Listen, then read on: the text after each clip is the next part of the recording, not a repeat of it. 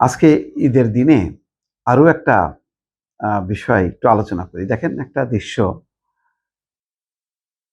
এটা সবাই দেখেছেন যে কোলাকুলি করছেন প্রধানমন্ত্রী রাষ্ট্রপতি মোহাম্মদ শাহাবুদ্দিনের সঙ্গে।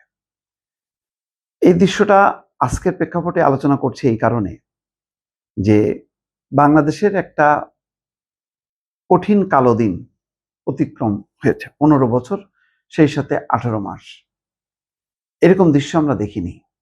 বরং আজকে যেই ঈদগাহ ময়দানে নামাজ পড়তে আসছেন প্রেসিডেন্ট শাহাবুদ্দিন, সেখানে শাহাবুদ্দিন কয়েকদিন আগে বলেছেন একটা সাক্ষাৎকারে যে জাতীয় ঈদগাহ ময়দানে নামাজ পড়তে তাকে দেওয়া হয়নি, অনুমতি দেওয়া হয়নি।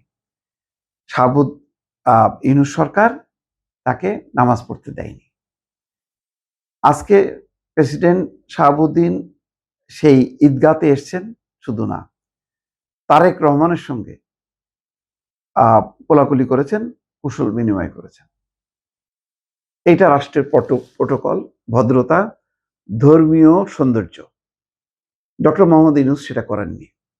আজকে এই ঢাকায় শাহাবুদ্দিন আছেন, তারেক রহমান আছেন, শেখ হাসিনার সরকারকে যারা পতন ঘটানোর যারা ছিলেন, আজকে কিন্তু সবাই আছেন, জামাত ইসলামও আছেন, এনসিপি আছে, সবাই আছে। কিন্তু শেখ হাসিনা পতনের পর যে সরকারটা আসলো, সেই সরকারটা কি আছে?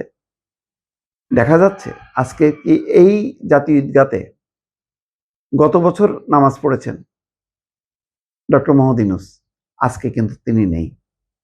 তিনি এসএসএফ এর সুবিধা ভোগ করছেন। এমন না যে তারেক রহমানের সরকার ক্ষমতা এসে তাকে দৌড়ের উপর রেখেছে, কেউ দৌড়ের উপর রাখেনি। কিন্তু দেখেন নিচ থেকে গুটিয়ে গেছে। পরিস্থিতিটাই এমন যে ডক্টর মোহাম্মদ ইউনূস নিজেই যেন অপরাধী, তার সরকার অপরাধী।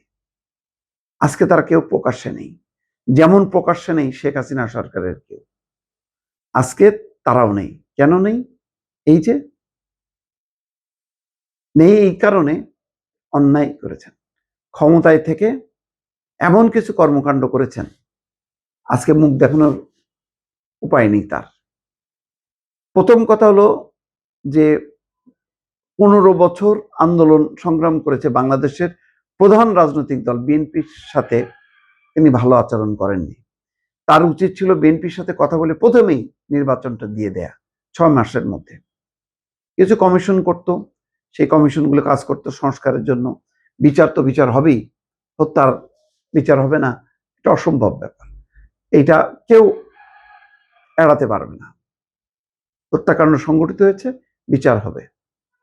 কিন্তু বিচার সংস্কারের নাম করে ডক্টর মোহাম্মদ ইউনূস ক্ষমতায় থাকার যে পায়তারা, সেইটা একটু বিলম্ব হলেও নস্যাৎ হয়েছে। নস্যাৎ হওয়াতে আজকে তারা নিচ থেকে গুটায় গেছে। বললাম তো যে তারেক রহমান সরকার এমন কোনো আচরণ করেনি, ইউনূস সরকারকে এমন কোনো কথা বলেনি যেখানে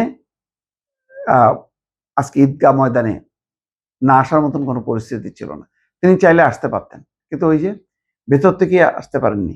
আজকে যাকে 18 মাসে কোণঠাসা করে রাখলো, যেই শাহাবুদ্দিনকে, তিনি কিন্তু ঠিকই ঈদগাহ ময়দানে আসছেন, তিনি পার্লামেন্টে আসছেন, উদ্বোধনী অধিবেশনে ভাষণ দিয়েছেন, সবই করেছেন, কিন্তু কোনো অস্তিত্ব নেই এখন ডক্টর মোহাম্মদ ইউনূসের এবং একই সঙ্গে শেখ হাসিনার।